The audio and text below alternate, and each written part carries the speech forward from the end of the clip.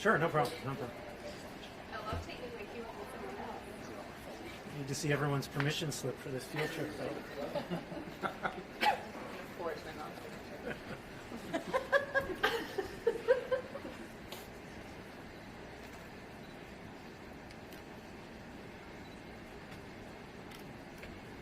Here we go. Thank you, everybody, for joining us here today. I'm happy to be joined by two ministers and staff of the Newfoundland Liquor Corporation, Newfoundland and Labrador Liquor Corporation. We're gathered here today in response to President Trump's declaration of tariffs on the weekend.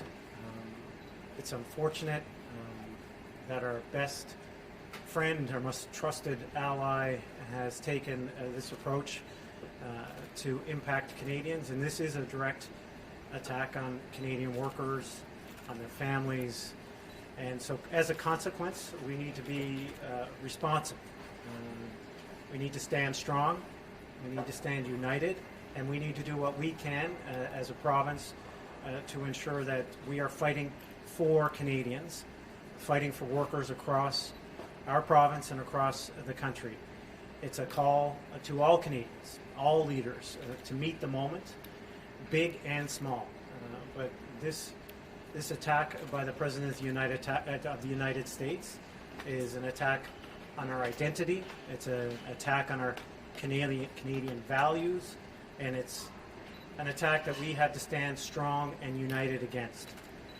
Make no mistake, these are actions of a bully, and unless you stand up to a bully, you'll continue to be bullied. So what we are doing here today in Newfoundland and Labrador is we're removing American products from the shelves across Newfoundland and Labrador. This is not an action we want to do. Certainly, again, they are our most trusted allies, our best friends, and in my case, their family. My wife is an American. I did my surgical training in the United States. This hurts. It hurts on both sides of the border. But as Canadians, we didn't ask for this, but the moment demands that we respond to this. So effective today, or at midnight tonight, we will be removing all the U.S. alcohol from stores across the province. Happy to take any questions. Will you be considering excluding American companies from government purchasing and procurement agreements like BC has done? Yes, absolutely. So the Minister of Finance and I have been reviewing our procurement thresholds, and it's safe to say that there will be an announcement in the coming days looking at increasing the thresholds for Canadian and local content, helping to shore up Canadian supply chain in these trying times. Do you know what the cost would be, or the revenue you would get from the liquors that would be removed from the shelves? Yeah, approximately $26 million a year. So certainly we're foregoing that, but it's the right move given the attack on Canadians. That this is not just an economic attack. It will have a direct impact to our fishermen, to our plant workers, to the supply chain and oil and gas and critical mining, to our rural communities. So this is a call to arms, if you will, for everybody to stand united in the face of this attack. Is this just on products that were imported from the United States? Because I know there was some question, like if it's an American-owned brewery that's operating in Canada. Yeah, and we have to be very careful because this isn't. These are actions of an individual and of an individual administration. They're not the actions of every single American or every single person in the United States of America. We need to make sure that this is not just an assault on American brands. For example, we have great corporate citizens here who, in Coors, for example, who we all know is American, but is bottled here in Newfoundland and Labrador. Workers, Newfoundland and Labrador workers support that product chain. What this will be, and I think what the impacts will be felt most with is things like a direct example would be bourbon. By definition, only ever made and produced in Kentucky. So taking bourbon off the shelves will have a direct impact to bourbon manufacturing in the United States. Not only is that a direct economic and fiscal impact, but it also carries a political impact and a political political source of friction as we've seen in the past, and sometimes those are the ones that have the greatest impact in the president's sphere of influence. With these tariffs, there's a lot of jobs on the line. Do you have any plans to support people who might be fearing increasing cost of living or even layoffs? Sure, absolutely. I mean, we've been very strong with respect to the cost of living measures that we've already put in place. We have the lowest gas tax in the entire country. We've cut motor vehicle registration in half. We've provided checks in the past. All of those things we would consider continuing into the future. But we want to see this come to a resolution, a diplomatic resolution, because the U.S.-Canadian relationship is stronger than one administration. It's stronger than one president. It's stronger than one prime minister. We share collective values. We share a collective border, and we share things as a family. And ultimately, that will win the day. But in terms of our local perspective, we will be there for harvesters. We'll be there for plant workers. It demands the federal government meet the moment as well, though. We have, as you've heard me say before, limited capacity to respond as a subnational government. The federal government needs to meet this moment and use every lever it has, fiscal, economic, political, to support families, to support workers, and throughout our province. In particular, as we see the seafood season start, as the fishery getting ready to start, it's going to be incredibly punitive and impactful to our rural and remote communities.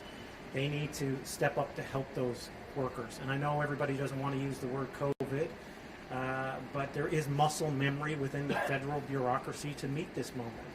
Does it have to be equivalent? No, certainly not. The scale wouldn't demand it, but it has to be similar. We've heard that the tariff is now in pause on Mexico, and people are wondering if something similar happened here. Would that change any of the measures that you've been taking so far, or your plans? I'd love nothing more than put bourbon back on the shelves, but I guess that conversation will happen between the president and the prime minister at 4:30 Newfoundland time, as I understand it. I also was aware of Minister LeBlanc's comments this weekend, in which he was not particularly optimistic that there could be diplomatic resolution in the next 24 hours, so meaning today. But certainly that's the Canadian way is to exercise diplomacy, is to be strong and proud, but to fully navigate using diplomatic channels towards resolution.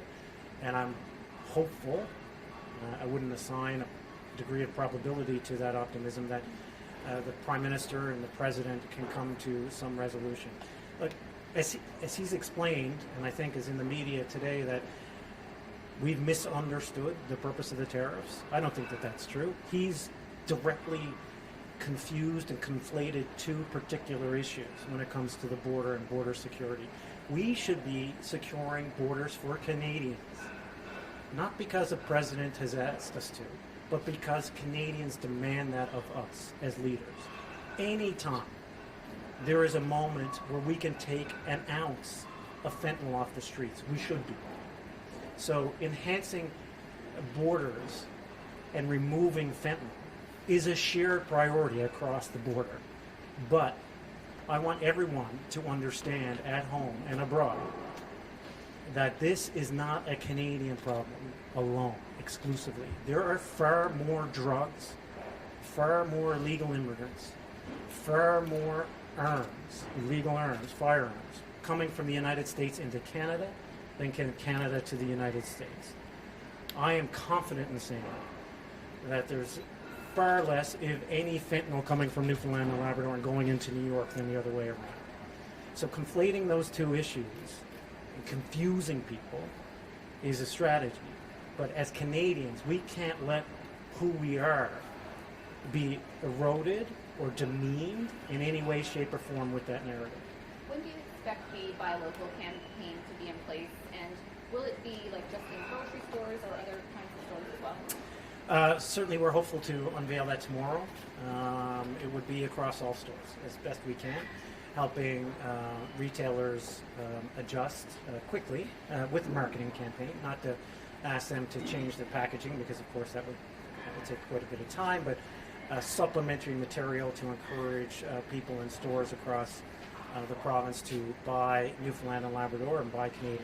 Is there any push- Go ahead. Just a quick follow-up. Is there any pushback from like say an American retailer such as Walmart to that idea?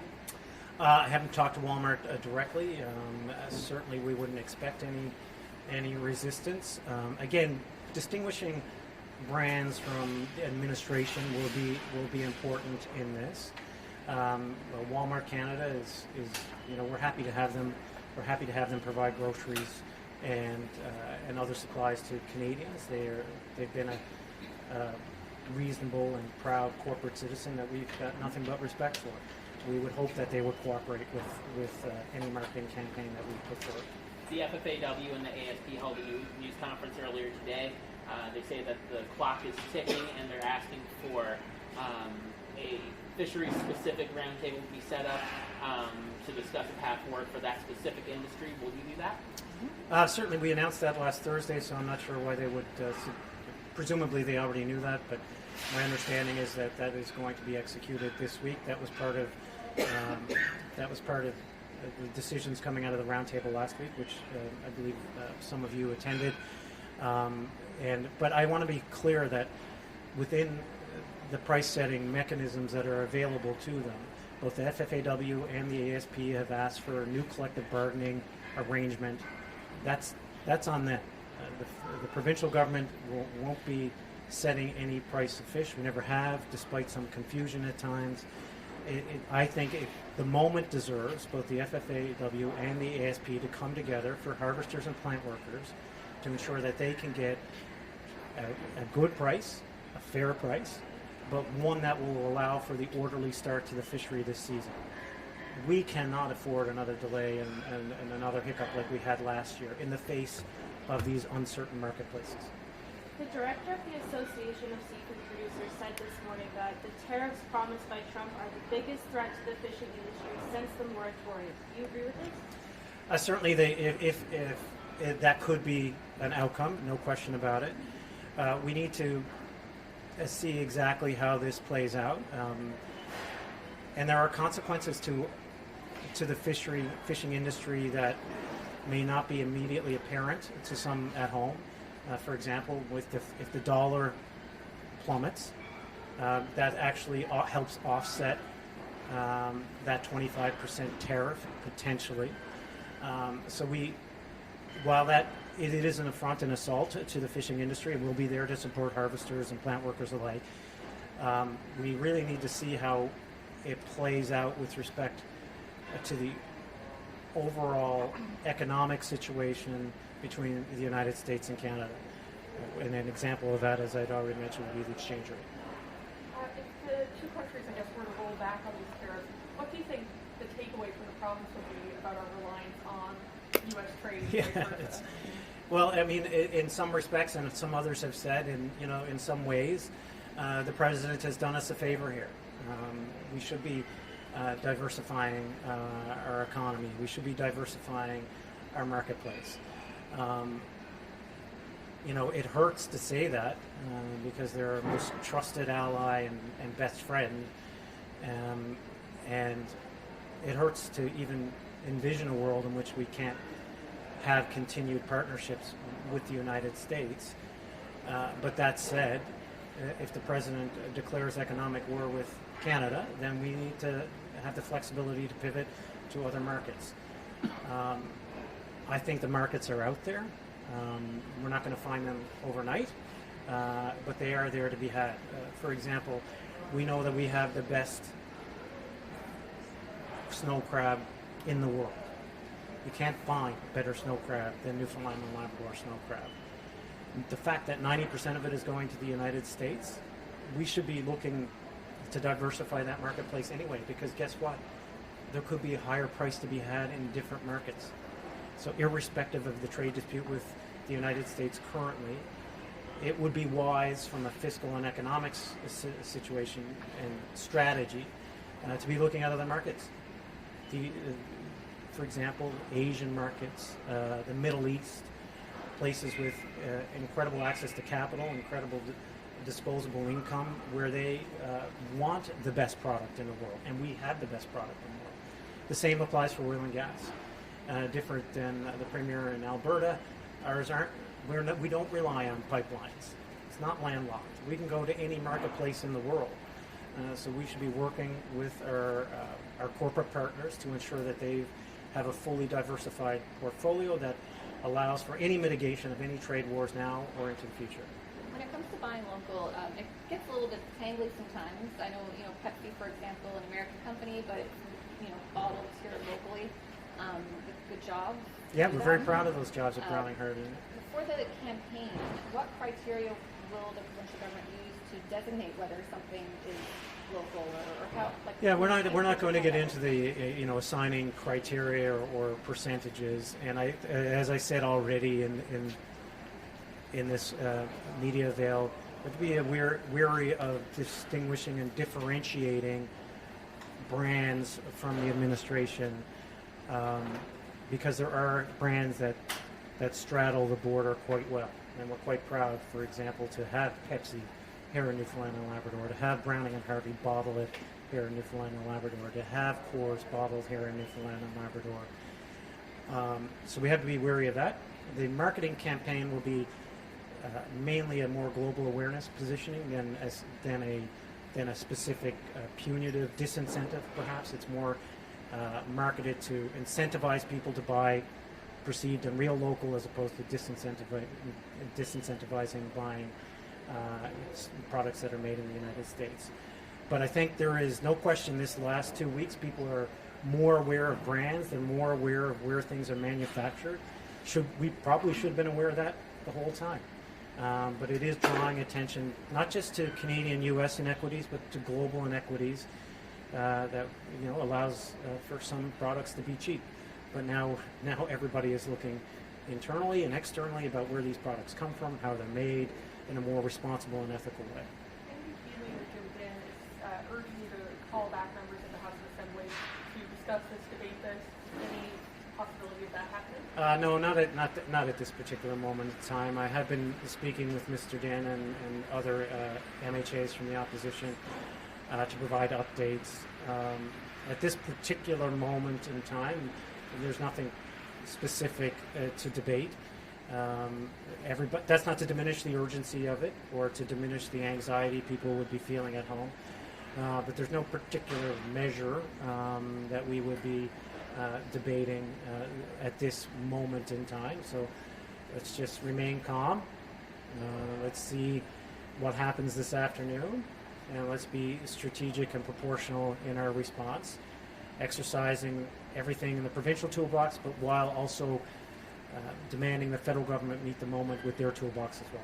Last year, the provincial government opened a trade office in Boston. Yep. Has this situation affected that, or have you considered closing that at all? No, not at all. In fact, I think we should, we're looking to try to accelerate putting someone in that office faster. As I said, the relationship between Canada and the United States is stronger than one administration. It's stronger than one tariff.